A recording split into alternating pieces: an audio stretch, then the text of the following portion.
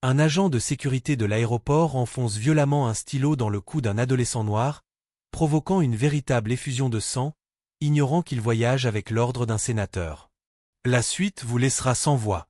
Rejoignez notre chaîne et abonnez-vous, car seuls ceux qui pensent qu'aucun adolescent noir ne devrait être violemment agressé le feront avant que cette histoire ne commence.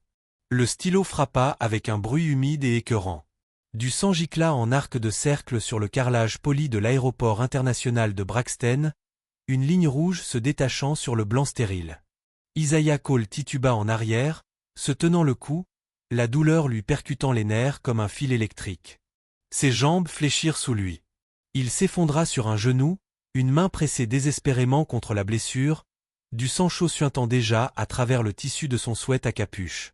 Des cris s'élevèrent autour de lui comme une sirène, des halètements aigus des passagers à proximité, certains reculant d'horreur, d'autres figés d'incrédulité.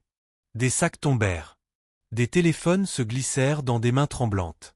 Un homme appela à l'aide d'une voix tremblante. Un enfant cria. Pourtant, au milieu du chaos, le seul son qu'Isaiah entendit véritablement fut le battement sourd de son propre cœur et le lent ruissellement de sang sur le carrelage. L'agent Brent Tavish se tenait au-dessus de lui, la poitrine haletante, les yeux écarquillés et hagards, le stylo toujours serré dans sa main tremblante. Pendant une fraction de seconde, son visage resta impassible, comme s'il ne comprenait pas vraiment ce qu'il avait fait. Puis ce vide se transforma en quelque chose de pire encore, une attitude défensive. Sa bouche s'ouvrit et sa voix trancha l'air comme une lame tranchante. « Il a résisté » aboya Brent en reculant comme si la distance efface le spectacle. « Il a attaqué mon gilet. » Isaiah ne résista pas. Il n'avait pas bougé, n'avait même pas élevé la voix. Il avait simplement pris la lettre pliée dans sa poche intérieure, l'autorisation officielle du sénateur Malcolm Rann, signée et cachetée. Ce simple bout de papier était censé le protéger, ouvrir une porte que personne dans son quartier n'avait jamais franchie. Maintenant, il était froissé, trempé de sang, oublié par terre à côté de son sac de sport. La pluie s'abattait sur les parois vitrées du terminal, un battement régulier contre le tonnerre lointain à l'extérieur. À l'intérieur, la tension crépitait comme de l'électricité statique. Deux autres agents de sécurité se précipitèrent sur les lieux. Brent se tourna vivement vers eux, gesticulant sauvagement. Il a tenté quelque chose. Je n'avais pas le choix. Hurla-t-il, mais sa voix était brisée, comme s'il cherchait à se convaincre lui-même plus qu'eux. La vision d'Isaiah se brouilla, les contours s'assombrissant. Il essaya de parler, de dire que je n'avais rien fait, mais sa gorge se serra sous la douleur. Ses doigts glissèrent sur le sang et il s'effondra complètement. Le sol froid lui pressa la joue. Sa respiration était courte, paniquée. Il s'éteignait. Une alerte de sécurité retentit à l'interphone, urgence médicale à la porte 14B.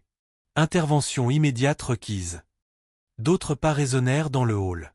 Les gens commencèrent à se rassembler à distance, le visage à moitié caché par leur téléphone, filmant. Certains chuchotaient. La plupart se contentaient de fixer du regard.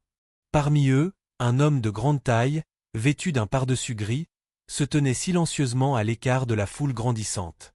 Il n'enregistrait pas. Il ne parlait pas. Il observait simplement. Il s'appelait Luther Van. Son visage était indéchiffrable, ses yeux fixés sur le corps recroquevillé d'Isaiah. Dans sa veste, il glissa une main dans sa poche intérieure et en sortit un mince téléphone noir. D'une main ferme, il composa un numéro sécurisé et se détourna de la scène, se dirigeant vers un couloir vide. « Ici Van », dit-il dans le combiné, d'une voix basse et contrôlée. Le sujet a été compromis. Violation immédiate du protocole. Incident de niveau 3.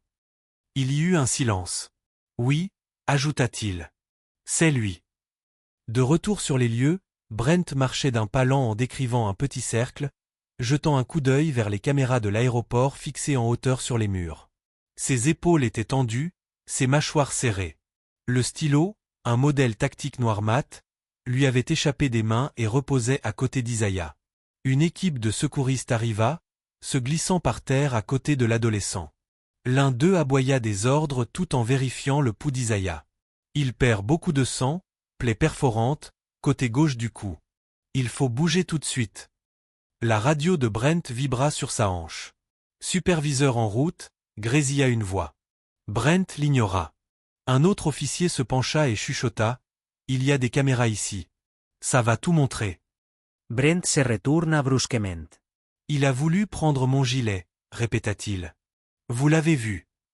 Mais l'officier hésita, sans rien dire. Les yeux d'Isaiah s'ouvrirent un instant. Juste un scintillement. Tout autour de lui semblait lointain et déformé, les couleurs ternes, le son étouffé. Il vit les lumières du plafond filer tandis que les secouristes le hissaient sur une civière. La douleur pulsait maintenant par vagues lentes, son corps essayant de se retrancher derrière tout. Dans son esprit, l'image du terminal se brouillait dans l'ombre, et la dernière chose qu'il vit avant que sa vision ne s'assombrisse à nouveau fut le visage de Brent Tavish, sans expression, les lèvres pressées en une ligne dure et serrée. Pourquoi a-t-il fait ça? Voulait demander Isaiah. Mais aucun mot ne vint. Luther se tenait au bord de la Seine, regardant la civière disparaître dans le couloir au-delà des portes. Il ne bougea pas, ne dit rien. Son regard scruta la foule, puis se posa sur les caméras de sécurité au-dessus, son esprit déjà en ébullition. Ce n'était pas une agression aléatoire. Pas ici. Pas maintenant. Pas envers ce garçon. Brent Tavish ignorait qui était vraiment Isaiah Cole. Il ignorait qu'Isaiah voyageait sur ordre direct d'un sénateur. Le sang gicla sur le sol avant que quiconque puisse crier. Isaiah tomba à genoux, les yeux écarquillés d'incrédulité, tandis que la douleur brûlante dans son cou explosait comme du feu sous sa peau. Le stylo l'avait déchiré juste en dessous de la mâchoire, et il serra instinctivement la blessure, sentant la chaleur de son propre sang affluer entre ses doigts. Son sweat à capuche, autrefois sec et d'un bleu terne, vira rapidement au cramoisi autour du col. Les halètements se transformèrent en cris. Plusieurs passagers sursautèrent sous le choc, tandis que d'autres restèrent figés, cherchant à comprendre ce qu'ils venaient d'observer. Les téléphones furent aussitôt levés, les flashs clignotèrent, les flux vidéo furent diffusés en direct, et l'éclairage blanc et stérile de la porte 14B se reflétait sur le carrelage poli, désormais strié de rouge. L'agent Brent Tavish recula d'un pas, le souffle court. Son visage se tordit, d'abord un éclair de panique, puis un regard calculateur. L'espace d'une fraction de seconde, il baissa les yeux sur le stylo qu'il tenait toujours serré dans sa main, la pointe tachée de sang. Il le laissa tomber. Sa voix s'éleva au-dessus du vacarme, aiguë et forte. « Il m'a attaqué » cria Brent en désignant Isaiah, maintenant recroquevillé sur le flanc, luttant pour respirer. Sa voix se brisa sous le coup de ce changement soudain, mais il tint bon. Il a essayé de me prendre ma ceinture. J'ai dû l'arrêter. C'était un mensonge, clair comme le jour, mais Tavish le dit avec la force de quelqu'un habitué à être cru. Deux agents de la TSA se précipitèrent sur les lieux, incertains de ce qui se passait, mais déjà sensibles au ton de commandement de Tavish. Des passagers tentèrent d'intervenir, criant que le garçon n'avait rien fait, mais Tavish leva la main comme un feu de circulation. « Reculez! Reculez! Équipe médicale, tout de suite !» aboya-t-il. De l'autre côté du terminal, des pas résonnèrent sur le carrelage tandis que les ambulanciers arrivaient avec un brancard roulant. Un jeune médecin s'agenouilla à côté d'Isaiah, exerçant une pression rapide sur la blessure tandis qu'un autre retirait le sweat à capuche maculé de sang. On a une perforation, possible traumatisme au cou, stabiliser les voies respiratoires. Les yeux d'Isaiah papillonnèrent, son corps tremblant. Le monde autour de lui se brouilla, les néons au-dessus de lui bourdonnaient dans ses oreilles, déformés et lointains. Il essaya de parler, mais seul un gargouillement s'échappa. Il sentit des mains sur ses épaules, des voix l'appelaient, mais tout s'évanouit par vagues. Au milieu du chaos, un homme se tenait immobile.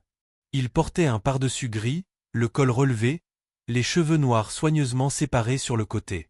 Luther Van se tenait près d'un kiosque à journaux, faisant semblant de feuilleter, lorsque l'incident avait commencé. Il avait tout vu, du moment où Brent avait croisé le regard d'Isaiah jusqu'à la seconde exacte où il s'était jeté sur lui. Le rôle de Luther était d'observer, pas d'intervenir. Mais cela n'était pas censé arriver. Il recula, glissa une main dans la poche de son manteau et en sortit un élégant téléphone noir. Ses doigts parcoururent rapidement l'écran, ouvrant une ligne cryptée sécurisée. La sonnerie était à peine audible sous le vacarme du terminal, mais cela ne tarda pas. Une voix répondit. Celle de Luther était basse, constante, mais sous-entendait l'urgence. Il y a eu un problème, dit-il. Isaiah a été agressé. De retour sur les lieux, les ambulanciers soulevèrent Isaiah sur le brancard. L'un d'eux tenait un masque à oxygène sur son visage tandis qu'un autre appliquait un pansement de gaz propre pour calmer le saignement. Le corps d'Isaiah se relâcha, sa peau pâlit, son regard perdu dans le flou. Les passagers restèrent figés, incertains d'avoir été témoins d'un crime ou d'une menace pour la sécurité. Certains discutaient bruyamment avec le personnel de la TSA, exigeant des réponses. D'autres reculèrent, refusant de s'impliquer. Un père attira son jeune fils contre lui et le repoussa. Pendant ce temps, Brent Tavish faisait les 100 pas en se frottant les mains tout en parlant aux superviseurs internes de l'aéroport, arrivés quelques instants plus tard. 2 hommes en blazer bleu marine l'interrogèrent solennellement, lui demandant une déposition. Brent répéta sa version des faits. Isaiah avait été peu coopératif, avait fait un geste brusque et avait agi à l'instinct. Il ne mentionna pas le stylo. Mais soudain, l'un des superviseurs se pencha et murmura quelque chose à l'oreille de Brent. Il y a des images. Le visage de Brent ne changea pas immédiatement. Il cligna simplement des yeux. Mais ses doigts, qui venaient de lui frotter l'arête du nez, se figèrent en plein mouvement. Ses joues déjà pâles perdirent légèrement leur couleur. « Quelles images » demanda-t-il doucement. Le superviseur ne dit rien de plus, se contentant de jeter un coup d'œil à la foule grandissante de passagers brandissant leur téléphone. Loin de Braxton International, le sénateur Malcolm Rahn se tenait au bord de la large baille vitrée de son bureau, observant les nuages gris se poser sur le Capitole. Son téléphone vibra une fois sur son bureau. Il se retourna, revint sur ses pas et répondit. En écoutant le rapport de Luther, sa mâchoire se serra. Ce n'était pas seulement de la colère, c'était quelque chose de plus froid. Il posa une main à plat sur le bureau, l'autre serrant le téléphone.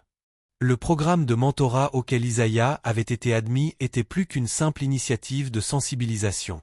C'était le germe de quelque chose de plus grand, l'idée que de jeunes esprits comme celui d'Isaiah pouvaient être formés pour un avenir au-delà de ce que le système attendait d'eux. C'était dangereux, aux yeux de certains. Et maintenant, il était pris pour cible. Il a été attaqué ? Demanda Rahn doucement, après un long silence. Oui, répondit Luther. Sans provocation. Nous avons des témoins. Il est actuellement soigné, stable mais inconscient. La voix de Rahn se réduisit à un murmure, presque pour lui-même.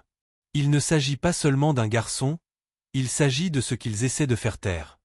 Les lumières de l'hôpital bourdonnaient faiblement au-dessus d'Isaiah Cole, immobile, les draps stériles soigneusement enroulés autour de sa poitrine, la peau pâle sous la fluorescence blanche vacillante. La blessure à son cou avait été nettoyée, suturée et stabilisée, mais les dégâts étaient plus profonds que la chair. Le stylo avait manqué sa jugulaire de moins d'1 centimètre, un fait que le médecin traitant répéta avec une incrédulité silencieuse tout en ajustant la perfusion de sérum physiologique et en griffonnant des notes au pied du lit. Un agent de sécurité se tenait devant la porte, et une caméra silencieuse observait la scène depuis le couloir. Isaiah était désormais sous surveillance, mais le danger n'était pas écarté. Le sénateur Malcolm Rahn était assis dans une pièce faiblement éclairée à l'autre bout de la ville, les manches retroussées jusqu'au coude, la cravate desserrée. Son visage exprimait un mélange de fureur et de calcul. Le blackout de la presse commence dans 5 minutes, dit-il d'un ton neutre en raccrochant un téléphone sécurisé. Il s'adossa un instant à sa chaise, les yeux fermés, avant de chercher une autre ligne. Luther, dit-il lorsque la voix décrocha, récupérez chaque seconde d'image de Braxton. Peu importe qui les détient. Tout ce que possède l'aéroport, tout ce que possèdent les vendeurs, tout ce que les concierges ont balayé sous le tapis, je veux tout.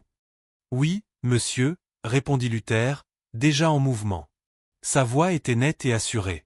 Et les clips qui circulent déjà en ligne. Rain Sarah Les McQuarrs. Les et Les Filer. Il faut que le public le ressente avant qu'il ne tente de le dissimuler. À la tombée de la nuit, Luther avait obtenu des heures de surveillance. Il chargea les fichiers sur un disque sécurisé et retourna au poste de commandement temporaire du sénateur. Ils étaient assis côte à côte devant un grand écran, avançant rapidement sur les images granuleuses de l'aéroport. Rahn ne cligna pas des yeux lorsqu'Isaiah apparut à l'écran, marchant calmement vers le poste de sécurité. Ses épaules étaient légèrement voûtées, le regard en avant, ne tenant rien d'autre que son dossier de voyage. Puis l'agent Brent Tavish entra dans le champ. Il se plaça sur le chemin d'Isaiah comme s'il l'avait attendu. Pause, ordonna Rain. Luther figea l'image. Voilà, dit Ran en pointant du doigt. Sa posture, il ne réagit pas, il prend l'initiative. Ils reprirent la vidéo. Tavish aboya quelque chose, puis saisit le poignet d'Isaiah avec force. Le garçon ne résista pas, ne broncha pas.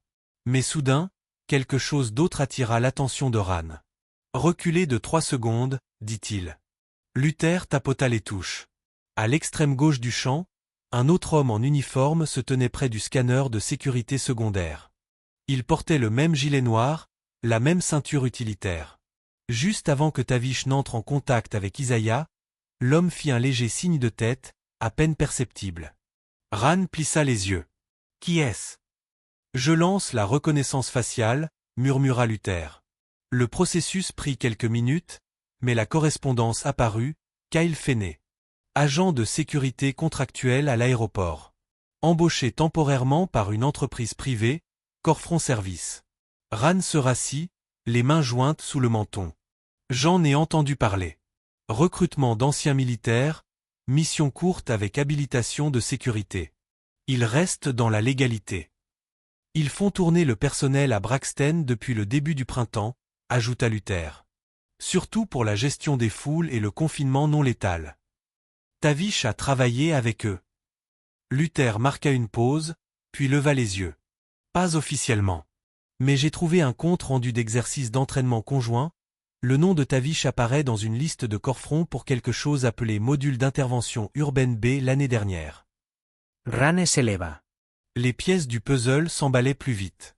Il traversa la pièce et regarda par la fenêtre la nuit trempée de pluie. Ce n'était pas un hasard.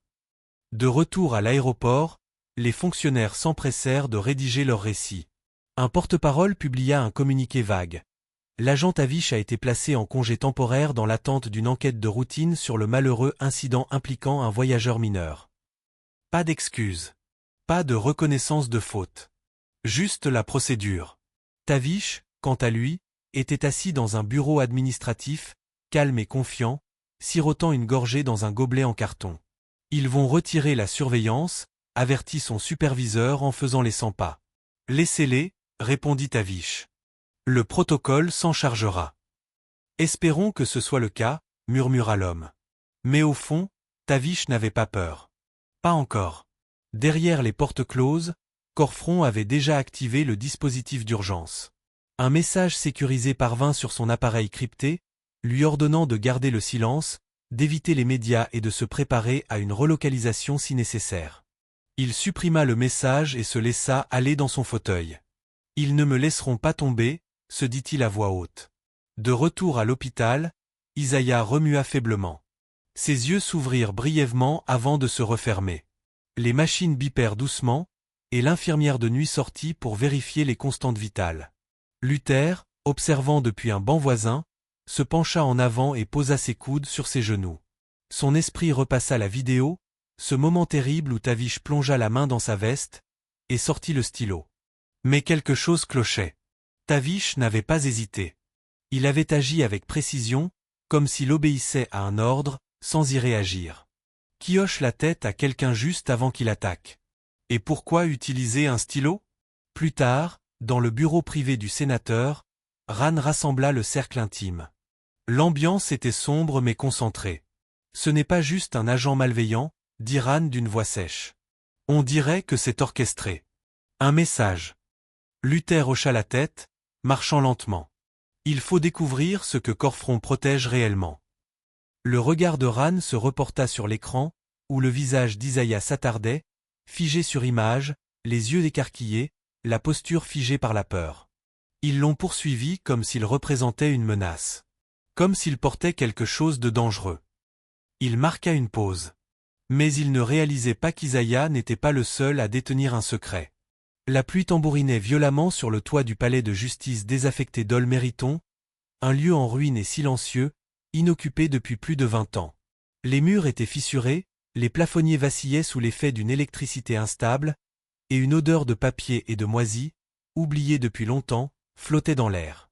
Pourtant, sous cette carapace oubliée, quelque chose d'essentiel se produisait, quelque chose d'officiel, d'inconnu, et potentiellement explosif. Le sénateur Malcolm Wran entra le premier dans la pénombre de la salle d'audience, ses pas résonnants comme s'il annonçait l'arrivée d'un procès dont personne n'osait parler. Il portait un long manteau noir trempé au bord, et son regard était durci, non pas à cause de la politique, mais à cause du poids d'avoir trop su et trop peu dit pendant trop longtemps.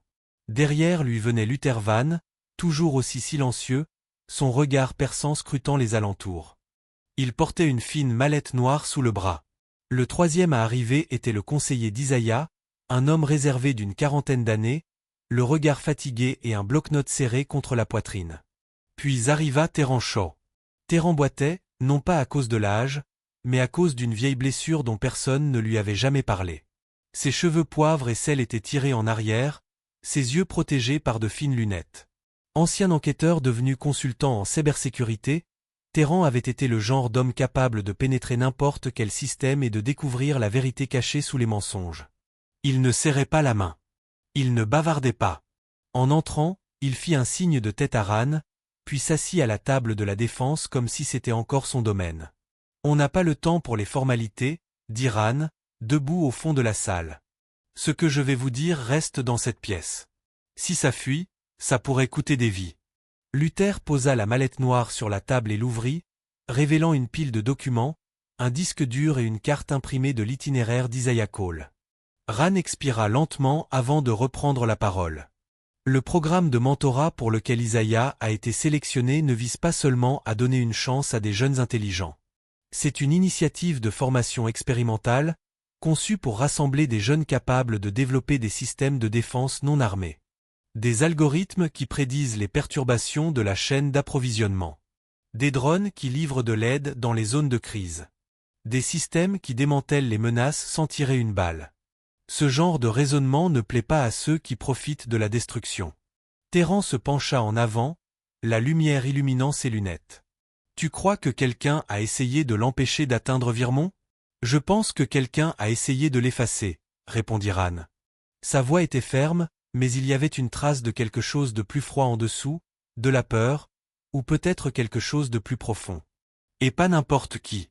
Je crois qu'un entrepreneur en particulier avait des raisons de le faire taire. Il fit un geste vers les documents. Brent Tavish, l'agresseur d'Isaiah, a des antécédents avec Corfront Service, une société de sécurité privatisée que je surveille depuis des années. Je crois qu'il n'agissait pas seul. Terran attrapa le disque dur, le brancha sur son ordinateur portable et commença à parcourir les fichiers que Luther avait déjà signalés. Tandis que l'écran affichait les journaux d'habilitation de sécurité, Terran murmura. On dirait que quelqu'un a préautorisé le contrôle secondaire pour Isaiah, 3 jours avant l'incident. Ce qui veut dire que quelqu'un savait qu'il arrivait, dit Luther. Et voulait qu'on le signale, ajouta Terran, les yeux plissés. De retour dans un bureau froid d'un gratte-ciel d'un autre quartier de la ville, Brent Tavish était assis, voûté à un petit bureau en métal, les mains tremblantes. La pièce était sombre, à l'exception de la faible lueur orange d'une lampe de bureau. Son contact était arrivé, Travis Glint, un homme dont la présence emplissait l'espace comme un courant d'air hivernal. Grand, mince et inexpressif, Travis ne prit pas la peine de le saluer. Il retira lentement ses gants et regarda Brent avec un dégoût à peine voilé d'indifférence. « Vous avez compliqué les choses » dit Travis. Brent se leva brusquement, la voix montant. « J'ai fait ce qu'on m'a dit. » Il a mis la main dans sa poche, j'ai réagi. « Vous m'avez dit de faire respecter le protocole. »« Je vous ai dit de le faire discrètement, » rétorqua Travis. « Vous n'étiez pas censé utiliser de stylo. » Le visage de Brent se tordit de désespoir. « Tu ne comprends pas. » Les gens regardaient. Les téléphones étaient allumés. Si je n'avais pas bougé, on aurait eu l'impression que je ne faisais rien. « Tu ne m'en as pas donné assez. »« Je t'en ai trop donné, » coupa Travis froidement. « On avait des plans d'urgence. Maintenant, on a du bruit. » Brent déglutit, mais la boule dans sa gorge persistait. « Tu m'avais promis protection. » Travis S. approacha. Et tu m'avais promis contrôle. Si tu tombes seul. De retour à l'hôpital, le bip aseptisé des moniteurs remplissait le silence. La chambre d'Isaiah était sombre, une fine lumière d'après-midi perçant les stores. Sa respiration était courte, mais régulière. Un moniteur clignotait rythmiquement près de son lit. Luther était assis à proximité, silencieux, lisant un nouveau briefing lorsqu'il entendit le léger bruissement des draps. Il leva les yeux. Les yeux d'Isaiah s'étaient ouverts brusquement. Le garçon grimaça, essayant de parler. Sa gorge était irritée. Luther se versa rapidement un verre d'eau et le porta à ses lèvres. Isaiah but lentement une gorgée, puis laissa échapper un murmure rauque. « Pourquoi a-t-il fait ça ?» Luther resta silencieux au début. Son regard, habituellement indéchiffrable, brillait maintenant d'une lueur plus fragile. Il regarda le garçon devant lui, ce jeune homme qui n'avait rien fait de mal, qui avait suivi toutes les règles, qui portait en lui une certaine intelligence et qui ne désirait qu'embarquer dans un avion. La salle retint son souffle. Luther parla enfin, d'une voix douce mais assurée. « Parce que tu n'étais pas censé monter à bord de cet avion. » La conférence de presse a débuté sous un ciel gris, de ce genre qui pèse lourd comme des vérités non dites. Des caméras étaient alignées aux abords de la salle polyvalente du centre communautaire de Col des Points, un lieu qui sentait encore légèrement le bois verni et les vieux livres de la bibliothèque. Le public n'était pas composé de journalistes en costumes impeccables ni de stratèges regardant leurs montres, mais de parents, d'enseignants, de jeunes garçons en uniforme scolaire et de voisins qui connaissaient Isaiah Cole comme bien plus qu'un simple titre. Assis côte à côte sur des chaises pliantes, ils observaient la petite scène où le sénateur Malcolm Rann ajustait les poignets de sa chemise et s'avançait. Il n'a pas commencé par un salut. Il n'a pas remercié la presse. Il a regardé droit dans la foule, laissant le silence s'abattre sur la salle comme de la poussière avant de prendre la parole. Il a failli être réduit au silence, a commencé Rann d'une voix ferme, mais suffisamment basse pour que les premiers rangs se penchent instinctivement. Pas par un criminel. Pas par hasard. Mais par quelqu'un qui portait l'autorité comme une arme. Les caméras cliquèrent doucement à l'arrière, mais Rann les ignora. Son regard parcourut la salle, se posant brièvement sur un groupe de jeunes garçons au troisième rang qui le regardaient avec de grands yeux pleins d'espoir. Son ton se durcit, s'élevant comme une vague prête à s'écraser. Il a été blessé, non seulement par un homme, mais par un système qui se croit capable de décider qui mérite un avenir. Des applaudissements fusèrent. Pas de politesse, mais de ces applaudissements nourris, à pleine main, qui firent trembler les murs. Pendant un instant, on eut moins l'impression d'un événement politique que d'un rassemblement réclamant quelque chose de volé. Rann laissa filer un instant avant de lever la main, ramenant la salle au silence. Tandis que la communauté s'accrochait aux moindres paroles de Rann, Terence Shaw traversait rapidement un bureau sombre au-dessus du centre des archives municipales, à un pâté de maisons de là. Le bâtiment était silencieux, son employé habituel étant rentré tôt, laissant Terence seul avec son ordinateur portable et une tasse de café refroidissant à côté de lui. Il avait passé les 12 dernières heures à rechercher des codes de série dans des catalogues de sécurité privée. Il avait trouvé une correspondance, et ce n'était pas n'importe quel stylo. C'était un outil de défense tactique personnalisé, déguisé en instrument d'écriture ordinaire, mais doté d'un code de série microgravé. Son fabricant ? Halosphere Technologies. Le visage de Terence se crispa en parcourant les métadonnées, l'habilitation de niveau militaire, les intérêts de lobbying des entreprises, les contrats gouvernementaux antérieurs. Ce n'était pas une simple attaque impulsive d'un officier instable. C'était quelque chose de plus froid, plus ancien, délibéré. Il explora plus en profondeur le profil d'Halosphere, le cœur battant.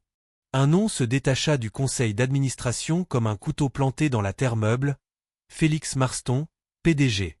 Un homme autrefois considéré comme l'architecte de l'ascension politique du sénateur Rann. De retour au centre communautaire, Rann serrait des mains et traversait la salle tandis que le personnel faisait sortir la presse. L'atmosphère était pleine d'espoir, mais sous la surface, l'urgence était toujours palpable. Luther Van s'approcha discrètement et lui glissa un mot arraché d'un bloc-notes. Personne d'autre ne le remarqua. Rann le déplia soigneusement, scrutant du regard les traits d'encre nette, la plume indiquait Halosphere. Le lien avec Marston était confirmé. Terence creusait toujours. Rann replia le mot sans réagir. Mais l'espace d'un instant, il ferma les yeux.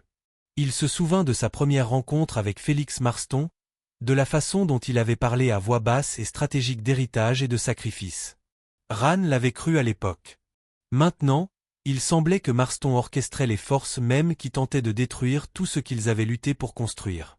Ce soir-là, Ran était assis dans un bureau privé d'une maison d'hébergement locale, les yeux rivés sur une photo encadrée sur l'étagère, une version plus jeune de lui-même, debout aux côtés de Marston lors d'un événement de campagne. Il se souvenait des paroles de l'homme plus âgé. Parfois, pour changer le système, il faut d'abord le nourrir. À l'époque, il n'avait pas compris ce que cela signifiait. Maintenant, il craignait d'y être enfin parvenu. Son téléphone vibra. De nouveaux terrans. Un message unique s'illumina à l'écran. Des rapports de lobbying confirmés montrent qu'Alosper s'opposait à toute réforme liée au programme jeunesse. Ce n'était pas une question de protocole. C'était de la pression. Ran reposa délicatement le téléphone, son poids soudain insupportable. Ce n'était pas seulement une erreur violente d'un policier indiscipliné. C'était un signal. Un incident orchestré, enveloppé de juste ce qu'il fallait de chaos pour en dissimuler l'intention. Il se leva lentement, agrippé au bord du bureau, et regarda par la fenêtre les lumières de col des points. Quelque part, Isaiah se remettait encore, luttant contre une douleur invisible derrière les portes closes de l'hôpital. Quelque part, Brent Tavish était protégé. Et quelque part, Félix Marston observait tout cela comme un homme déplaçant des pièces sur un échiquier. Ran retourna à ses notes, réécrivant la prochaine version de son plan. Fini les blackouts médiatiques. Fini les corrections discrètes. Il était temps de retirer le masque, peu importe qu'il avait porté à ses côtés. Ce n'était pas un accident, c'était un avertissement déguisé en crime. Terran Shaw fixait par la vitre teintée côté passager la haute tour de verre d'Alosper Technologies. Le bâtiment se dressait comme une arme, d'acier, élégant et observant. On s'en tient au plan, marmonna-t-il en serrant plus fort la mallette noire sur ses genoux. Luther Van, assis à côté de lui, hocha légèrement la tête, le regard perçant derrière ses lunettes carrées. La voiture s'arrêta sous l'auvent. Aucun des deux hommes ne parla tandis qu'ils sortaient dans le vent froid. Dans le hall en marbre, une réceptionniste afficha un sourire répété. « Bienvenue à Allospire. Vous êtes ici pour l'audit de conformité ?» Terran montra ses papiers. Terran Shaw, Supervision Juridique, Code F-17. Ici mon associé, analyse des données internes. Luther ne parla pas. Il n'en avait pas besoin. Il avait déjà scanné le lecteur de badge, les caméras d'angle et l'agent de sécurité qui l'observait vaguement derrière une vitre. Ils furent conduits dans une salle de conférence en étage élevé, moderne, impersonnelle, baignée par la lumière grise d'un ciel couvert. Tandis que Terran se lançait dans une liste de questions réglementaires, Luther s'excusa pour examiner les protocoles d'accès au serveur. Personne ne s'opposa. Quelques minutes plus tard, il se retrouva dans un couloir étroit bordé d'armoires à serveurs bourdonnantes, l'air froid lui transperçant la chemise. Il enfila une paire de gants fins, souleva un panneau d'accès à la fibre optique et connecta un disque sécurisé. Il avança rapidement. Ce n'était pas nouveau pour lui, l'extraction de données était son langage. Ses doigts ont parcouru les répertoires jusqu'à ce qu'il trouve quelque chose enfoui au plus profond d'un ancien journal de sauvegarde, une directive intitulée Code GATT-17. Il s'effigea. Le dossier n'était pas volumineux, mais son contenu était lourd. Il comprenait des journaux d'habilitation de sécurité, des horodatages et une note d'alerte émise seulement 3 jours avant le vol d'Isaiah. Une page se détachait, un formulaire de sécurité scanné portant les initiales d'Isaiah, le numéro de vol et le chemin d'accès. Le texte était vague mais obsédant, mesure de protocole perturbatrice autorisée en cas de violation de la visibilité. Cible non critique autorisée à une escalade limitée. Luther cligna des yeux. Escalade limitée? Qui a défini cette limite? La directive ne nommait pas Brent Tavish directement, mais elle accordait une autorité ouverte aux unités entraînées disposant d'une habilitation SIFTNET préalable. Il avait déjà vu cette expression. Dans une autre affaire. Une autre ville. Un autre garçon. Il téléchargea les fichiers sur une partition sécurisée et effaça la trace. Alors qu'il sortait du couloir, un concierge le croisa sans le regarder. Luther ajusta sa cravate, le cœur battant à tout rompre. « Tout est en ordre de notre côté », dit Terran avec un léger sourire en serrant la main d'un agent de conformité. « Nous remplirons les derniers documents d'ici la semaine prochaine. » La descente en ascenseur se fit silencieuse jusqu'à la fermeture des portes. Ils savaient, chuchota Luther. Ils ont donné leur accord. Peut-être pas le stylo, mais l'instant. Terran ne répondit pas. Il serra simplement la mâchoire. De retour à Col des Points, Isaiah gisait dans une salle de réveil baignée par le bourdonnement discret des machines voisines. L'éclairage était doux, mais des ombres dansaient sur les murs à cause des stores inclinés. Sa respiration s'était stabilisée, mais pas son esprit. Chaque nuit apportait son lot de vagues de douleur, non seulement à cause de la blessure, mais aussi à cause des souvenirs qui montaient comme de la fumée. Les yeux furieux de Brent. L'éclat du métal. Le cri qui n'était pas le sien. Cette nuit-là, Isaiah se réveilla en sursaut, le front perlant de sueur. Son conseiller, Marcus Hélin, était assis à proximité, lisant un livre sous une petite lampe. Isaiah le regarda d'une voix rauque. « Je ne pense pas que ce soit juste à cause de moi. » Marcus reposa lentement le livre. « Qu'est-ce qui te fait dire ça ?» Aisae deglutit, lagour seche. 2 jours avant mon départ, j'ai vu un SUV noir. Garé en face de mon école. Le même est réapparu devant ce magasin, près de la 6e et de Calté. Les 2 fois, j'ai cru que j'étais peut-être paranoïaque. Marcus se pencha en avant, l'inquiétude se faisant plus vive dans ses yeux. Tu as vu qui était à l'intérieur. Isaiah secoua la tête. Vitry's Tinties. Moteur en marche. Jamais bougé. Mais ça ne me semblait pas normal. Le lendemain matin, Isaiah demanda un entretien privé avec le sénateur Rann. L'hôpital l'autorisa. Lorsque Rann entra dans la pièce, il ne portait ni bâton, ni bloc-notes, juste un petit carnet et les yeux chargés de détermination. Aisae se redressa lentement. Il paraissait plus mince. Plus calme. Mais son regard était d'acier. Il m'observait avant l'aéroport, dit-il. Je sais que ça paraît étrange. Mais je pense que quelqu'un voulait que ça arrive. Pas l'accident, pas l'attaque, le moment. L'histoire. Rann ne l'interrompit pas. Il prit simplement une grande inspiration et se pencha en avant. Tu n'as pas tort. Isaiah cligna des yeux. Alors, qu'est-ce que c'était? Qu'est-ce que j'ai fait? Rann regarda par la fenêtre, les nuages dérivant comme des murmures à l'extérieur. Beaucoup de gens, dit-il doucement, profitent d'un avenir qui ne change jamais. Toi, tu représentes un changement qu'ils ne peuvent pas contrôler. Il y eut un long silence. Isaiah expira lentement, puis prononça les mots qu'il retenait depuis l'attaque. Il voulait faire de lui un exemple avant même qu'il n'atteigne le ciel. La pluie s'abattait violemment sur les fenêtres de la salle temporaire du Sénat à Col des Points, le vent hurlant comme un avertissement dans les ruelles étroites à l'extérieur. À l'intérieur, le sénateur Malcolm Rann se tenait seul au bout d'une longue table en chêne, ajustant le revers de son manteau sombre tandis que ses assistants entraient et sortaient discrètement avec des dossiers, des transcriptions et des tasses de café. La pièce avait autrefois été un palais de justice, abandonné, oublié, désormais remis au goût du jour pour une urgence. L'enquête sur la surveillance communautaire devait commencer dans 2 jours, mais aujourd'hui, c'était la préparation. Le regard de Rann restait perçant, scrutant la liste des invités. Membres du conseil d'administration de l'aviation, entrepreneurs de la défense, représentants d'aéroports, observateurs des droits civiques. Chaque nom figurant sur cette liste avait soit construit le système actuel, soit profité de son ombre. Il n'avait pas besoin qu'ils l'écoutent tous, juste assez pour sursauter.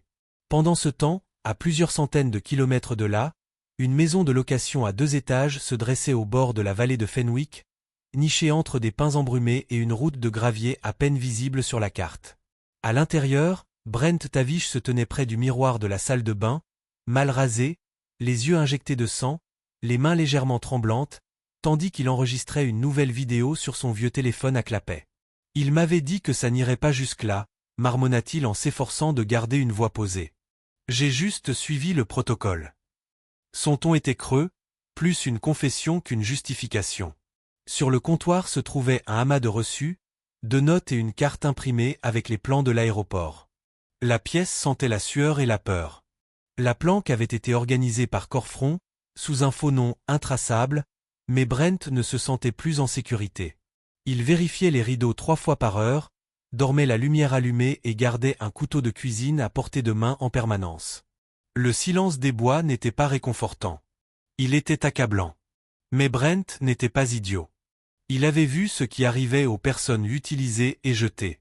C'est pourquoi il continuait à documenter, à constituer un coffre-fort de preuves. S'il tombait, il entraînerait d'autres personnes avec lui. De retour à Col des Points, Terence Shaw était penché sur un écran tamisé dans une salle technique improvisée, à l'intérieur de l'ancienne salle des preuves du palais de justice. L'air était chargé de moisis, empli d'odeurs de papier, de bois humide et d'électronique froide. Ses doigts bougeaient rapidement, décryptant une nouvelle cache de données extraites des systèmes de sauvegarde d'Allosper. Luther Van se tenait derrière lui, les bras croisés, observant en silence. Une barre de progression avançait. On y est presque, dit Terran, la sueur perlant sur sa tempe. Puis, avec un léger tintement, l'écran se déverrouilla. Des rangées de journaux de transactions s'étalèrent sur l'écran, codés, organisés, mais non cryptés. Les yeux de Terran se plissèrent tandis qu'il faisait défiler les pages. « Qu'est-ce que je regarde » demanda Luther en s'approchant. Terren se pencha. Des relevés de paiement. Étiquetés sous une rubrique intitulée « Formation à la surveillance », jeunes candidats. Ce n'étaient pas de simples exercices. C'étaient des dossiers, des profils d'adolescents, marqués par des initiales et des dates de voyage. Luther retint son souffle. « Isaiah est là ?» Terran tapa rapidement. « Oui. 3 autres aussi. » Il ouvrit un dossier annexe. Les noms restaient censurés, mais les notes étaient révélatrices. Un candidat s'était retiré brutalement du programme quelques semaines avant son départ. Un autre avait été grièvement blessé lors de ce qui était qualifié des « accidents de la route », le rapport étant cliniquement froid. Le 3e ? Aucune trace d'embarquement sur son vol prévu. Aucune suite. Aucune explication. Ce n'est pas un hasard, dit Terran à voix basse, la mâchoire serrée. Ce n'étaient pas des incidents isolés. Ils effectuaient des simulations sur des jeunes issus de minorités, testaient leurs réactions et enregistraient les résultats. Un silence s'installa entre les hommes. Luther prit enfin la parole. Isaiah n'était pas seulement une victime, il était le dernier survivant. La pluie martelait les hautes fenêtres de la chambre comme un avertissement. L'enquête de surveillance avait commencé sous le poids d'un ciel gris et d'intentions encore plus sombres. Dans l'ancienne salle de l'Assemblée de l'État, désormais transformée en forum civique temporaire, l'atmosphère était tendue. Des rangées de fonctionnaires étaient assis derrière des micros, jouant avec des badges et des tasses de café, tandis que les manifestants scandaient le nom d'Isaiah Cole à l'extérieur. Les flashs des caméras de la tribune de presse s'allumaient tandis que le sénateur Malcolm Rand ajustait le micro sur le podium, l'expression indéchiffrable mais la mâchoire serrée, avec une résolution tranquille. Cette séance, commença Rand d'une voix calme, a été convoquée non seulement pour remédier à une défaillance des procédures aéroportuaires, mais aussi pour examiner un système qui a permis à un adolescent de 17 ans de se vider de son sang devant des centaines de personnes sans aucune intervention, jusqu'à ce qu'il soit trop tard. Les mots résonnèrent comme des pierres dans une eau calme. Certains murmurèrent. D'autres détournèrent le regard. L'air à l'intérieur était lourd, presque irrespirable. Au moment où le premier responsable tentait d'orienter la conversation vers la réforme du protocole, les portes de la salle s'ouvrirent en grinçant. Les têtes se tournèrent. Terran Shaw entra, SEC Malgar Elevers. On Millet Noir made à la main. Son pas était lent mais posé, comme celui qui s'apprête à tirer la dernière balle d'une longue partie tranquille.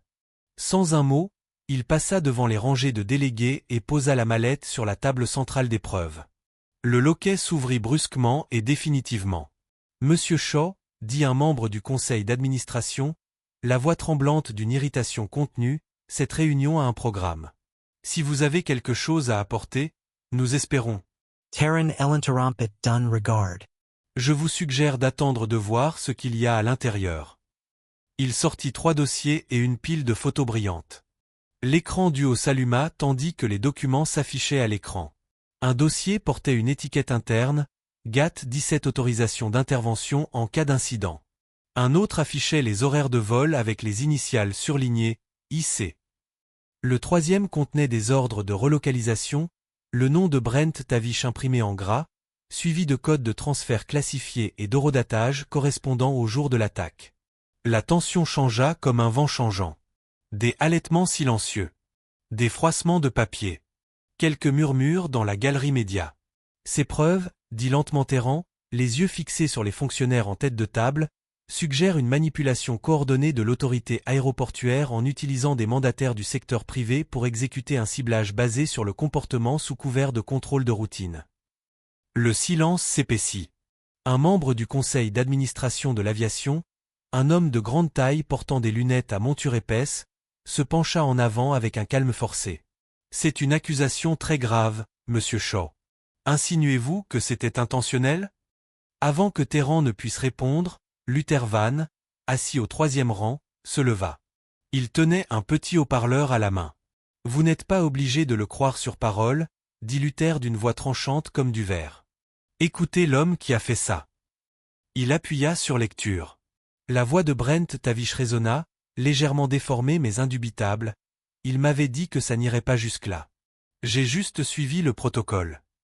L'enregistrement se termina dans un silence audible. De ce genre qui semble faire hésiter même la pluie dehors. Un journaliste laissa tomber son stylo.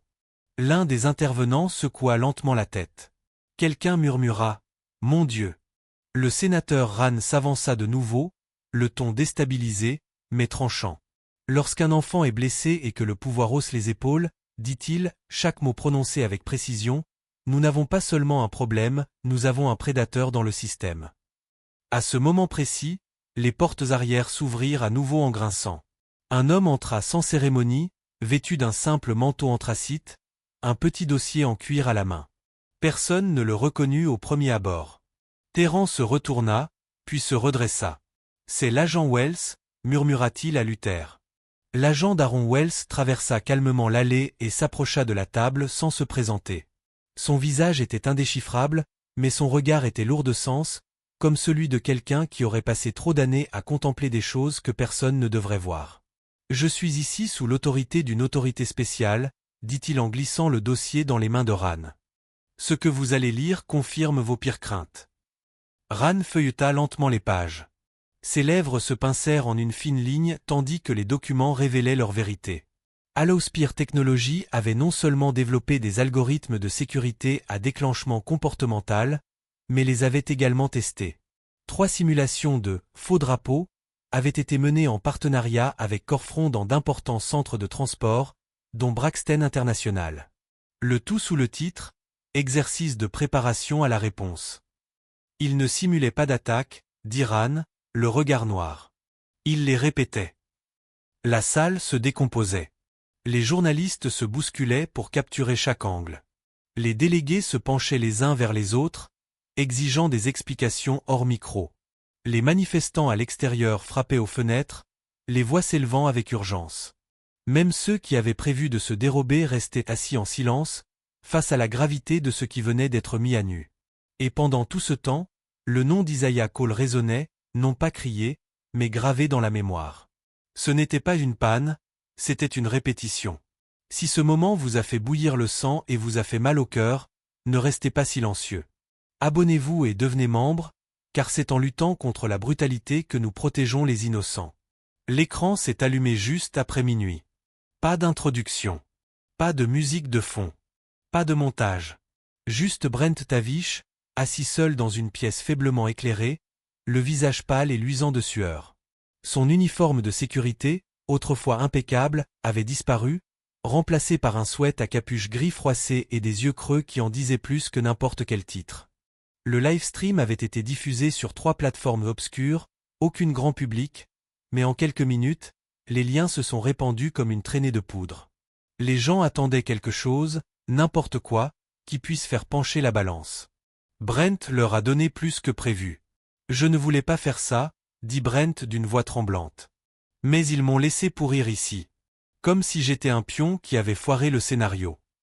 Il se pencha en avant, plaça une main tremblante sur l'objectif de la caméra avant de reculer lentement. Ils m'ont dit de m'occuper du gamin. De m'assurer qu'il ne franchisse pas le portail. C'est tout. C'était tout ce que j'étais censé faire. Il tendit la main hors champ, prit une clé USB et la glissa dans un ordinateur portable à côté de lui. L'écran changea. Ce qui suivit fut inédit. Une vidéo granuleuse apparut. Un grand entrepôt résonnant. Des rangées d'hommes en uniforme tactique faisaient la queue. Une voix sévère hurla des instructions depuis le fond de la salle. Quand on s'occupe de mineurs signalés, dit la voix, l'objectif est une résolution rapide avec un minimum de responsabilité. Les menaces basées sur le profil incluent les comportements qualifiés d'anticonformistes, les cagoules, le silence, l'évitement, le contact visuel direct. Tout compte. La séquence passa à une séance d'entraînement. Un acteur, un jeune garçon pas plus âgé qu'Isaiah, se dirigea vers un faux poste de contrôle. Un officier cria, puis le plaqua au sol, lui immobilisant le bras dans le dos sous les applaudissements des autres stagiaires. La voix de Brent réapparut sur la vidéo. C'était ça le programme. Il l'appelait SwiftNet Response. Il était conçu pour éliminer les jeunes comme lui, discrets, intelligents, différents. Il disait que c'était une mesure de précaution. Mais ce n'était pas le cas. Il montra un autre extrait, plus perturbant celui-ci. Un tableau blanc avec des noms en rouge sous le titre « Menace des jeunes candidats niveau B ». Un nom était souligné 2 fois, Icole. Dans la pièce sombre, la respiration de Brent devint irrégulière. Il m'avait dit que ça n'irait pas jusque-là. Que c'était juste une tactique pour me faire peur. Mais quand il m'a regardé, quand j'ai vu son visage, il marqua une pause. Le silence s'éternisa. J'ai poignardé un enfant au cou parce qu'on m'avait dit qu'il représentait un danger.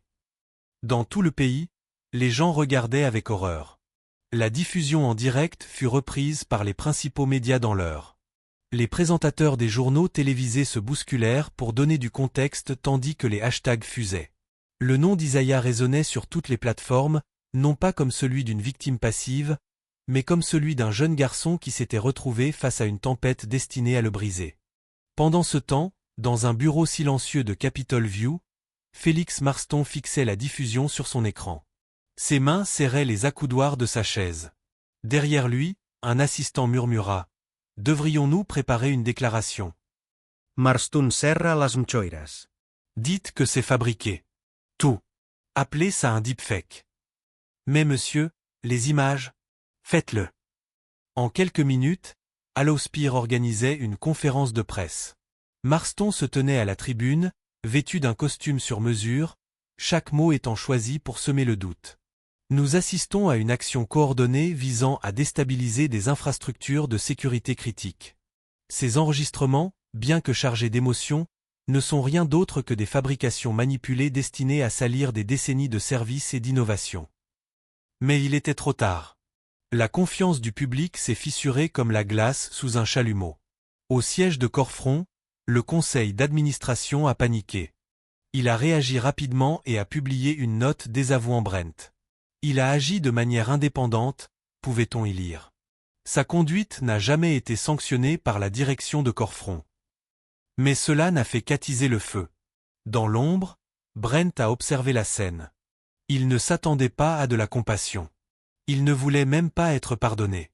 Ce qu'il voulait, ce dont il avait besoin, c'était que le monde découvre ce qui avait été caché. Alors, il a tout divulgué.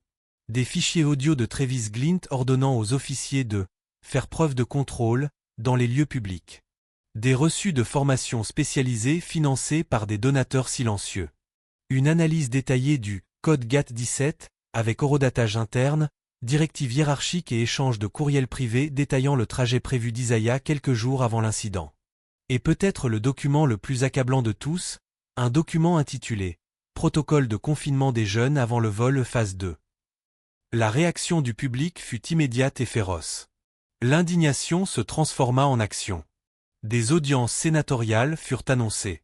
Des manifestants se rassemblèrent devant les bureaux régionaux d'Allowspear. Les syndicats des aéroports exigèrent des audits indépendants de chaque entreprise privée sur le sol américain. Des parents brandirent des photos de leurs enfants avec des pancartes sur lesquelles on pouvait lire « Suis-je le prochain ?» Même Isaiah, qui observait silencieusement depuis sa chambre d'hôpital, sentit le changement. Le monde commença à écouter. Mais le garçon, autrefois coincé à un poste de contrôle par un homme armé d'un stylo, se trouvait désormais au centre d'une confrontation nationale. Et dans les derniers instants de sa diffusion en direct, Brent fixa la caméra, les yeux rouges, la voix rauque, les mains tremblantes, et prononça ces mots inoubliables « Si je tombe, je ne serai pas seul ». La déclaration fut diffusée juste avant le lever du soleil, par un message d'urgence du département des Transports et de la Sécurité civile. Aucun nom ne fut mentionné. Aucune entreprise ne fut tenue responsable. Mais le message était clair, une enquête approfondie serait ouverte sur toutes les entreprises de sécurité aéroportuaire privatisées. Ce n'étaient pas des excuses. Ce n'était même pas une confession. C'était une couverture anti-feu jetée sur un brasier qui avait déjà franchi les murs. À la même heure, Isaiah Cole était assis dans une salle verte et silencieuse derrière une salle communautaire de Col des Points. Des néons bourdonnaient au-dessus de lui. Une tasse de tisane fumait sur la petite table à côté de lui. Son corps souffrait encore par endroits qu'il ne pouvait nommer, mais son esprit avait trouvé un étrange calme. Dehors, des journalistes occupaient chaque rangée de chaises pliantes devant la scène, entourés de membres de la communauté, de dirigeants locaux et de quelques hommes en costume sur mesure qui quittaient rarement leur téléphone des yeux. Ce n'était pas seulement un forum, c'était une confrontation sous forme de dialogue. Le sénateur Rahn s'approcha du couloir latéral, adressant un signe de tête à Isaiah avant de poser doucement une main sur l'épaule du garçon. « Tu n'as pas besoin de parler longtemps, » dit-il à voix basse. « Tu dois juste être sincère. » Isaiah soutint son regard et acquiesça légèrement. Il se leva, redressant le col de sa chemise repassée, une taille trop grande, empruntée à son cousin ce matin-là.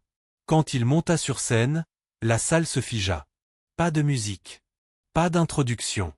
Juste le poids du silence qui pesait sur lui. Il se dirigea vers le podium du pas prudent de quelqu'un qui se remet encore d'un traumatisme, non seulement physique, mais aussi profond et invisible. « Je n'ai rien demandé », commença-t-il d'une voix ferme malgré le tremblement de ses mains. Son regard parcourut la salle, remarquant les hommes plus âgés en uniforme, les plus jeunes qui observaient depuis le premier rang et les journalistes qui se penchaient. Mais peut-être ai-je été choisi, pour leur montrer ce que la douleur peut faire quand elle se réveille. Pendant un long moment, personne ne bougea. Puis vint le bruissement des chaises qui bougeaient, de discrets raclements de gorge. Les regards qui autrefois le survolaient s'attardaient maintenant avec respect, malaise, ou les deux. Isaiah garda le silence, puis recula, hochant la tête une fois. Son discours ne dura que 30 secondes, mais il résonna plus fort que n'importe quel titre. Au fond de la salle, Terence Shaw était assis à côté de Luther Van. Aucun des deux ne prit la parole. Il n'en avait pas besoin. Le forum n'était pas la fin, c'était juste le point de départ. De l'autre côté de la ville, la salle de réunion de Corfront Security était ravagée par la panique. Les signalements de lanceurs d'alerte affluaient, des informations anonymes, des lettres de démission, des dossiers internes fuyant plus vite qu'il n'était possible de les contenir. Travis Glint avait été officiellement assigné à comparaître le matin même. Son assistant avait démissionné sur le champ. Les réunions de direction se déroulaient désormais stores baissés et téléphones éteints. Mais le véritable coup dur venait de l'agent d'Aaron Wells. Wells était revenu au camp de Rahn avec une clé USB et une enveloppe scellée marquée classifiée. À l'intérieur, la transcription d'une écoute téléphonique secrète, enregistrée lors d'une réunion entre Félix Marston et plusieurs membres du sous-comité de la défense dans une suite privée d'hôtel 3 mois plus tôt. L'écoute avait été approuvée dans le cadre d'une enquête plus vaste sur la corruption des marchés publics, mais ce qu'ils avaient découvert était bien pire. Dans l'enregistrement, la voix de Marston était calme et mesurée, évoquant des stratégies de modélisation prédictive pour les programmes de recrutement politique. Il mentionna le repérage précoce des candidats problématiques, le contrôle des viviers d'influence, et, plus glaçant encore, une phrase qui glaça Rahn lorsqu'il la lut à voix haute, contrôle prédictif des futurs viviers de dirigeants. L'un des membres du sous-comité rit en réponse, mais Marston resta muet. Il ajouta simplement, éliminé. Le dernier mot de la transcription était isolé sur la page. Il n'avait pas besoin de contexte. De retour au forum communautaire, Terence s'approcha de Rahn juste en coulisses. On ne peut plus rester les bras croisés. Si ça devient public, ils perdront toute possibilité de déni plausible. Rahn ne s'y a pas. C'est le but, dit-il. Plus d'ombre. L'effondrement de Corfront commença cette nuit-là. Plusieurs employés de niveau intermédiaire communiquèrent des communications privées, détaillant des procédures de surveillance contraires à l'éthique, des protocoles de détention non documentés et des images d'exercice montrant des agents pratiquant des simulations d'escalade sur des acteurs choisis pour ressembler à des jeunes urbains. Travis Glint, acculé par des menaces juridiques et abandonné par son conseil d'administration, se retrouvait avec une marge de manœuvre limitée. Pendant ce temps, l'équipe juridique d'Allosper tentait toutes les tactiques dilatoires possibles, déposant des recours juridictionnels, demandant des prolongations, et même tentant de censurer des données pour des raisons de sécurité nationale. Mais les fuites continuaient. Depuis un entrepôt faiblement éclairé à 2 villes de là, Isaiah observait tout cela à travers un écran installé par Luther. Ils restèrent assis en silence, rejoints par Terran, à examiner image par image les exercices de simulation divulgués depuis les serveurs de Corfront. Chaque image ramenait Isaiah au même moment, la main de Brent serrant son épaule. Le stylo. La picure. Le chaos. Je n'étais pas le seul, dit Isaiah doucement. Non, répondit Terren. Mais c'est vous qui avez vécu assez longtemps pour parler. Plus tard dans la soirée, l'agent Wells livra un rapport scellé directement au domicile de Ran. Tandis que le sénateur en parcourait le contenu, il resta immobile. Pas d'emportement. Pas de réaction. Juste un regard fixe par la fenêtre de son bureau. Il n'a jamais été question de sécurité aéroportuaire. Pas vraiment. Il s'agissait de contrôle, de savoir qui serait autorisé à diriger et qui serait arrêté avant même de monter à bord de l'avion. Personne ne pouvait prétendre qu'il s'agissait de sécurité. Félix Marston était assis seul dans son bureau d'angle au siège d'Allosper, les stores à moitié tirés pour se protéger du soleil matinal. Ses mains tremblaient légèrement en relisant le mémo rédigé par son équipe juridique. C'était un pari désespéré, une offre de démissionner immédiatement de son poste de PDG, en échange de l'abandon de toutes les charges et de la clôture définitive de toutes les enquêtes. Le langage était tranchant, stratégique et truffé de menaces voilées. Une révélation nuirait à tout le monde, pas seulement à lui. Il signa le bas d'un trait lent et prudent, comme si le poids de son empire pesait sur l'encre. 1 heure plus tard, le message était directement envoyé dans la boîte de réception sécurisée du sénateur Malcolm Ran. Ran se tenait à la fenêtre de son bureau à col des poings, scrutant l'horizon, la lettre à la main. La pluie avait cessé, mais l'air restait lourd, comme si tout autour de lui attendait. Il lut chaque ligne 2 fois, insensible à ce prétendu acte de coopération. Sa mâchoire se crispa lorsqu'il tendit la lettre à Luther, qui se tenait près de lui en silence. « Il pense que c'est une partie d'échecs, marmonna Ran. Mais on ne joue plus. »« Pas d'accord ?» demanda Luther d'une voix calme. « Pas de pitié » répondit Ran. À midi, la nouvelle tomba, le sénateur avait rejeté l'offre de Marston. En réponse, l'équipe de relations publiques d'Allosper s'empressa de réorienter le récit.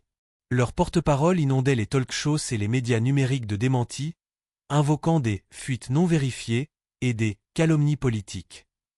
Mais le public n'y croyait pas. Les pétitions en ligne se multiplièrent, des lanceurs d'alerte se manifestèrent anonymement et la pression sur les agences fédérales s'intensifia. L'illusion de contrôle s'effritait, et Félix le savait. Pendant ce temps, loin des projecteurs, Isaiah Cole poursuivait sa convalescence, tant physique qu'émotionnelle. Son nom était désormais connu aux 4 coins du pays, et les offres affluaient. Interviews, conférences, contrats de documentaire. Mais Isaiah les refusa toutes. Dans sa chambre d'hôpital, la lumière du soleil filtrait par une étroite fenêtre, dessinant de douces rayures sur les draps bleu pâle. Isaiah se redressa, la voix enfin assurée, mais ses pensées étaient loin d'être apaisées. « Je ne veux pas faire la une des journaux, » dit-il doucement à son conseiller, un jeune homme nommé Darnell, devenu l'une des rares personnes en qui Isaiah avait confiance. « Je veux juste du changement. » Darnell hocha la tête, respectant son choix sans réserve. « Parfois, le silence est plus éloquent que le bruit, » dit-il. Hors de la vue du public, une autre tempête grondait. Brent Tavish avait été placé sous protection fédérale, hébergé dans un établissement isolé sous haute surveillance. Mais ce n'était pas pour sa sécurité, mais pour s'assurer qu'il ne puisse être contacté par quiconque pourrait vouloir le réduire au silence devant le tribunal. Brent parlait à peine. Il restait seul, les yeux creux, la peau pâle de stress et d'isolement. Mais il écrivait, des pages de souvenirs, de procédures, de noms, de codes. Ce n'était plus la culpabilité qui le motivait maintenant. C'était la peur que ceux qui l'avaient autrefois protégé l'aient déjà balayé du revers de la main. Dans une cellule froide aux lumières fluorescentes vacillantes, Brent fixait son reflet dans l'évier métallique. « Ils vont me jeter au feu » murmura-t-il. Si je ne leur donne pas les allumettes avant. De retour à Col des Points, Ran examina les transcriptions avec Terran Shaw et Luther, se préparant pour le tribunal. Les preuves étaient solides, mais ils savaient tous que la mémoire collective était fragile. On pouvait être indigné un jour et indifférent le lendemain. Il leur fallait quelque chose de durable, quelque chose dont personne ne puisse se détacher du regard. Ce soir-là, alors que le soleil disparaissait derrière les toits, Isaiah se tenait près du jardin sur le toit de l'hôpital. L'air était vif, les lumières de la ville vacillaient lentement en contrebas. Ran le rejoignit, les mains dans les poches de son manteau. Pendant un instant, aucun des deux ne parla. Puis Isaiah rompit le silence. « Que se passera-t-il après la justice » demanda-t-il, les yeux rivés sur l'horizon. Et si les gens redevenaient silencieux? La question frappa Ran comme une pierre. Il n'avait pas de réponse toute faite, pas de cliché réconfortant. Il se tourna vers Isaiah, observant le visage calme mais blessé du garçon, et laissa l'instant s'exprimer. Le poids de tout ce qu'ils avaient accompli, et de tout ce qui restait à venir, pesait lourd entre eux. Finalement, Ran regarda par-dessus les toits et dit doucement « Alors, on s'assurera qu'ils se souviennent avant d'oublier. » Le tribunal commença dans le silence, non pas celui de l'indifférence, mais celui épais et voilé d'un pays qui retient son souffle. Les portes de la salle d'audience étaient à peine fermées que Terran Shaw se leva et s'avança, une tablette et un simple dossier en cuir à la main. La pièce était étroite, lambrissée, et empreinte d'une tension sourde. Bien que les caméras fussent interdites, l'air lui-même semblait enregistrer chaque mouvement, chaque inspiration. Le jury, composé uniquement d'hommes, âgés, certains sceptiques, d'autres visiblement secoués, observait avec un regard perçant. Terran ne fit pas de politesse. Ces preuves, dit-il clairement, détaillent une opération systématique menée par Allowsphere Technologies pour profiler et réprimer les jeunes de couleur sous couvert de sécurité comportementale dans les aéroports. Il tapota la tablette, et l'écran derrière lui s'illumina de diagrammes superposés. Organigrammes numériques, courriels internes, horodatage et une interface glaçante intitulée « Réponse SwiftNet ». Un document était marqué d'un texte rouge vif, niveau d'indication. Réponse extrême, sujet, e-call. Les halètements furent discrets, mais audibles. Un juge se pencha en avant. Ces données sont vérifiées? Terran hocha la tête. Sauvegarde sur 3 chaînes indépendantes, récupérées dans les journaux sécurisés d'Allowsphere et validées par le Bureau national d'éthique. Il recula. Puis la porte latérale de la salle s'ouvrit. Brent Tavish entra lentement, flanqué de 2 gardes fédéraux. Son uniforme avait disparu, remplacé par un simple sweatshirt gris et un pantalon sombre. L'homme qui avait autrefois grondé Isaiah Cole ne ressemblait plus du tout au policier qu'il avait été. Ses yeux étaient enfoncés, sa démarche inégale, comme si sa culpabilité pesait plus lourd que sa carrure ne pouvait le supporter. Il prêta serment. Aucun bruit, si ce n'est le grincement sourd de la chaise en bois tandis qu'il s'asseyait. Le procureur principal, un homme mince en costume anthracite, s'approcha. M. Tavish. Comprenez-vous pourquoi vous êtes ici? Brent hésita, puis hocha lentement la tête. Oui.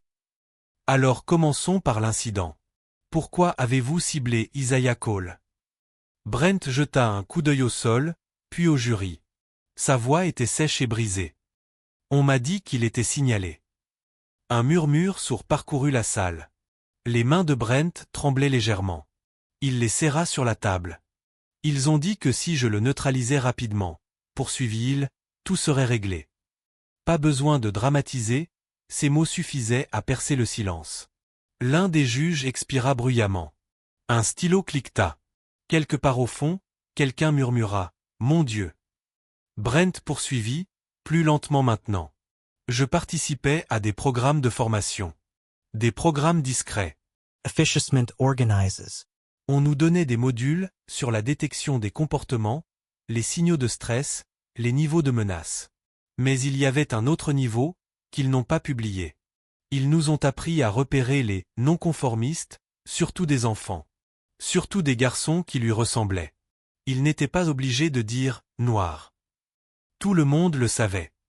Ils nous ont dit, dit Brent, se penchant en avant, que certains de ces enfants étaient des « profil tests ». Ils ont dit qu'on serait récompensé pour avoir géré les situations rapidement. Que si on les attrapait avant qu'ils n'embarquent, on contribuait à la sécurité nationale. Et vous a-t-on offert des primes? Demanda prudemment le procureur. Brent détourna le regard. Sa voix baissa. Oui. Une prime, pour les perturbations confirmées avant le vol. Je n'aurais jamais pensé que ça irait aussi loin. Je pensais qu'il serait juste retardé. Peut-être effrayé. Je ne voulais pas. Il s'interrompit, la gorge serrée. Je ne voulais juste pas être celui qui a enfreint le protocole. Silence de nouveau. Celui-ci plus lourd. Un intervenant demanda, « Et vous a-t-on demandé d'utiliser la force ?» Brent secoua la tête. Pas directement. Mais il y avait des expressions dans la formation comme « engagement décisif » ou « suppression passive ». Nous comprenions tout ce qu'elle signifiait. Il choisissait les officiers non pas pour leur expérience, mais pour leur obéissance. Il ne voulait pas de penseurs. Il voulait des suiveurs. Dans la salle de visionnage au bout du couloir, Isaiah était assis à côté de son conseiller, regardant la vidéo en circuit fermé sur un écran éteint. Son visage était impassible, sans émotion, sans broncher, même lorsque Brent a admis la prime ou les exercices. Les yeux du garçon étaient ouverts mais distants, fixant l'image. Après le témoignage, alors que le tribunal observait une courte pause, le conseiller d'Isaiah s'est penché et a murmuré « Ça va ». Isaiah ne répondit pas. Plus tard dans la soirée, bien après la fin du témoignage, le conseiller trouva Isaiah assis, le dos droit, dans son lit, dans la suite d'hôpital. Les lumières étaient tamisées. La pluie frappait les fenêtres comme un tambour régulier. Il ne s'était pas changé. Il n'avait pas touché le plateau de nourriture intact. Le conseiller s'assit sur la chaise à côté de lui. Isaiah ne regarda pas. Il fixait simplement le plafond, immobile, impassible, comme s'il voyait quelque chose bien au-delà de la surface du monde. Et d'une voix à peine plus forte qu'un souffle, il murmura « Il l'a vraiment fait parce qu'on le lui a dit ». La salle d'audience était silencieuse lorsque le juge rendit son verdict. Pas de murmure, pas de chaises qui bougeaient, juste le bourdonnement lointain de la climatisation et le bruit du marteau frappant du bois. Pour tous les chefs d'accusation portés devant ce tribunal, Allowspire Technologies est reconnu coupable d'avoir orchestré et maintenu un programme de surveillance discriminatoire secret sous le faux prétexte de la sécurité nationale. La voix du juge était calme, mais elle résonna dans la salle comme un coup de tonnerre. Un hoquet s'échappa de l'un des procureurs juniors. De l'autre côté de l'allée, les journalistes qui attendaient ce moment depuis des semaines tapaient frénétiquement, les yeux écarquillés d'incrédulité. Félix Marston ne broncha pas. Assis, raide à la table de la défense, le regard fixé droit devant lui, la mâchoire serrée, les jointures pâles et crispées. Mais sous la surface, quelque chose se brisa. Il avait tout misé sur la conviction que son nom, son héritage et son réseau d'influence le protégeraient. Il avait tort. Les agents se dépêchèrent. En quelques secondes, Félix était encerclé. Un jeune marshal fédéral s'avança et dit « Levez-vous, monsieur ». Félix hésita, son orgueil résistant momentanément à l'appel de la justice, mais il finit par se relever. Des menottes argentées claquèrent autour de ses poignets. 3 autres cadres, Gerald Vance, Elias Prand et Nolan Cartwright, furent ensuite escortés dehors, chacun affichant une nuance différente de honte, de peur et d'incrédulité. Au fond, un responsable de l'éthique du Congrès griffonnait des noms sur une liste scellée. À la fin de la journée, il serait confirmé que plusieurs responsables gouvernementaux, qui avaient silencieusement laissé Allowspire opérer sous leur surveillance, seraient suspendus sans préavis. La machine avait commencé à se démanteler. Partout dans le pays, les nouvelles affluaient déjà. Tous les écrans affichaient le titre. Tous les présentateurs annonçaient son nom, Isaiah Cole. Mais Isaiah ne regardait pas les informations. Il était assis à l'arrière d'un véhicule gouvernemental garé devant le Capitol Summit Hall. Vêtu d'un simple costume noir avec une chemise à col blanc, sans cravate, il ajustait nerveusement ses manches. Luther Van était assis à côté de lui en silence, le visage indéchiffrable derrière ses lunettes à monture foncée. Une tempête d'émotions grondait en Isaiah. Chagrin, soulagement, anxiété. La cérémonie à l'intérieur était imminente. Lorsque la porte s'ouvrit, un coordinateur s'avança. « Ils sont prêts pour toi, Isaiah. » La salle n'était pas grandiose, mais elle était pleine. Des dirigeants communautaires, des mentors, des militants et des jeunes de tout le pays s'étaient réunis pour le sommet national pour l'avancement de la jeunesse. Le nom d'Isaiah avait été inscrit au tableau d'honneur quelques jours plus tôt, mais il avait refusé toute interview et décliné toute demande de presse. Il avait accepté de prendre la parole, mais brièvement. Lorsqu'il monta sur scène, les applaudissements furent immédiats. Tonitruance. Pourtant, les yeux d'Isaiah n'étaient pas rivés sur la foule. Ils étaient sur le petit podium où un morceau de papier plié avait été déposé. Il ne l'ouvrit pas. Il n'en avait pas besoin. Il s'approcha du micro et prit une inspiration silencieuse. « Je ne suis pas un héros, dit-il. » Sa voix, bien que douce, portait clairement à travers la salle. « Je suis juste un enfant qui voulait voler. » Il ne dit rien d'autre. Il recula simplement, adressa un petit signe de tête au public et retourna à sa place.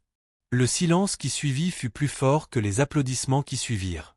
Dans les jours qui suivirent le verdict, le sénateur Rahn fit adopter ce qui allait devenir sa dernière mesure législative, l'amendement Cole. Une loi visant à interdire toutes les méthodes de contrôle privatisées et comportementales dans les aéroports nationaux et à créer un comité de surveillance permanent pour protéger les jeunes voyageurs contre le profilage, les abus et la discrimination algorithmique. Le projet de loi fut adopté rapidement, avec un soutien massif. Même ceux qui auparavant s'étaient abstenus de prendre position ne pouvaient plus nier les preuves. Terence Shaw et Luther Vann, désormais largement reconnus comme les architectes de l'enquête, se virent tous deux proposer des postes à responsabilité au sein du tout nouveau Bureau national d'éthique. Mais lors d'une réunion discrète, autour d'un café et d'un examen des dossiers, ils déclinèrent l'offre. « Notre travail est local », avait déclaré Terence, les bras croisés sur la poitrine. C'est là que les blessures commencent. De retour à Col des Points, l'air était clair et calme le matin où Isaiah retourna à l'aéroport international de Braxton. Pas de médias. Pas de cérémonie. Il ne portait ni sac de sport ni billet d'avion. Il marchait simplement. Les agents de sécurité ne l'arrêtèrent pas. Les agents de la TSA lui adressèrent des hochements de tête polis. Il traversa lentement le terminal, son regard parcourant le carrelage où le sang avait jadis coulé, passant devant la porte où la peur avait failli mettre fin à son avenir. Il se tenait au même poste de contrôle où le cauchemar avait commencé. Les machines émettaient un léger bip en arrière-plan. Le bourdonnement des annonces filtrait dans les haut-parleurs du plafond. Un jeune garçon tirait sur le manteau de son père non loin de là, et celui-ci se pencha pour nouer le lacet de l'enfant. Isaiah les observa un instant, puis se retourna vers la porte d'embarquement. Il fit un pas en avant, puis un autre. Sans peur. Sans hésitation. Il regarda autour de lui et murmura « Je n'ai plus peur d'ici ». Des mois s'étaient écoulés depuis le procès. Les caméras avaient disparu, les gros titres avaient fait place à de nouveaux scandales, et l'aéroport, autrefois résonnant de cris, vibrait désormais au rythme familier des voyages ordinaires. Mais sous la surface du quotidien, quelque chose avait changé, définitivement. Cela commença par les panneaux. Ils n'étaient ni tapés à accent grave-l'œil ni encadrés de doré, mais ils apparurent dans les terminaux de tout le pays presque du jour au lendemain. Audacieux, incontournables et illuminés par le ciel. Protection de la jeunesse en vigueur, le respect n'est pas facultatif. Ils étaient accrochés aux points de contrôle de sécurité, près des portes d'embarquement, et même au-dessus des zones de récupération des bagages. La plupart des voyageurs passaient sous eux sans un regard, mais pour ceux qui connaissaient l'histoire, pour ceux qui l'avaient vécu, ces mots avaient du poids. Isaiah Cole franchit les portes du lycée de Col des Points comme il l'avait fait tant de fois, son sac à dos en bandoulière, son sweat à capuche relevé pour se protéger du vent froid. Mais cette fois, les têtes se tournèrent, non pas par jugement, ni par suspicion, mais par quelque chose de plus complexe. Ni par admiration, ni par culpabilité, juste par la conscience silencieuse qu'il n'était plus invisible. Un professeur s'arrêta au bord du couloir et acquiesça. L'agent de sécurité scolaire qui le surveillait d'un œil le salua respectueusement. « Bonjour, monsieur Cole. » Isaiah parvint à esquisser un sourire poli, mais ne dit rien. C'était toujours étrange. Être perçu ainsi. Non pas comme un problème à résoudre, mais comme une personne qui avait enduré quelque chose d'innommable et qui s'en était sortie.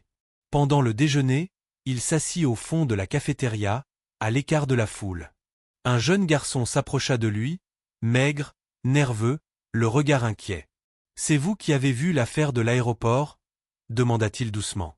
Isaiah leva les yeux, les commissures de sa bouche se tordant en un sourire mi-grinçant. « Je suppose que oui, » répondit-il d'une voix ferme. Le garçon hésita. « On dit que tu montes un groupe. Genre, pour aider les jeunes qui ont, tu sais, traversé des épreuves. » Isaiah hocha lentement la tête. « Ça s'appelle le projet Gardien, » dit-il. « Tu penses t'inscrire ?» Le garçon haussa les épaules, mais s'assit quand même à côté de lui. C'est comme ça que tout a commencé. Chaque après-midi, Isaiah restait après l'école dans l'ancienne salle d'art, aujourd'hui transformée en espace sécurisé pour les plus jeunes. Le projet Gardien n'était pas tapac sans grave-l'œil. Pas de caméra, pas de discours, juste des conversations. Un cercle de chaises. Un tableau noir avec seulement 2 règles écrites en blanc, écoutez. Parlez quand on est prêt. Isaiah ne parlait pas beaucoup pendant ses premières séances. Il n'était pas obligé. Sa simple présence suffisait. Les autres garçons le regardaient, non pas parce qu'il était célèbre, mais parce qu'il était la preuve qu'on pouvait être blessé et rester debout. Parfois, quand les autres étaient partis, il s'asseyait dans la pièce vide, fixant le mur, se remémorant le visage de Brent Tavish, déformé par la rage, la piqûre du stylo, le chaos qui avait suivi. Tout cela résonnait encore dans son esprit comme un écho.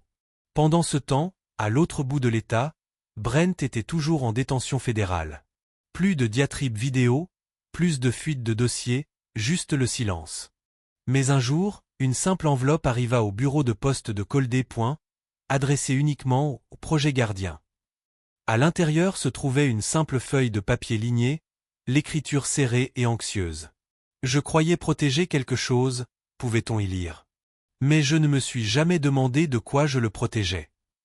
Isaiah lut la lettre 2 fois. Puis la plia et la rangea au fond d'un classeur, derrière des couches de formulaires et de feuilles de présence.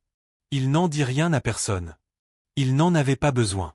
Au même moment, le sénateur Rhan, désormais éloigné des projecteurs depuis des mois, se tenait tranquillement dans son bureau, contemplant la silhouette de la capitale. Son équipe avait diminué. Son agenda était libre. Il lui restait un mandat, mais il n'allait pas l'utiliser. Il tapa une courte lettre, adressée aux habitants de Coldé, et la signa d'un simple geste. Cette lettre serait lue à voix haute par un jeune leader local la semaine suivante lors de l'inauguration du nouveau bâtiment du projet Gardien, une structure en briques discrètes dotée de larges fenêtres et offrant une vue sur la cour de l'école. Gravés dans la pierre juste au-dessus de l'entrée, en lettres majuscules, figuraient les mots que Rhan avait inscrits dans son dernier message. Parfois, la justice n'est pas bruyante, c'est le silence qui suit quand personne ne peut plus détourner le regard. Il a voyagé avec le pouvoir derrière lui, et la justice a suivi rapidement. Si vous défendez la force, la dignité et la responsabilité, abonnez-vous et rejoignez la chaîne. Ensemble, nous nous élevons. Avertissement, l'histoire que vous venez de regarder est fictive. Il aborde les questions cruciales du profilage racial, des abus de pouvoir et de l'urgente nécessité de responsabiliser les acteurs de la sécurité. Son objectif est de sensibiliser, de susciter la réflexion et d'inspirer l'empathie et l'action contre l'injustice.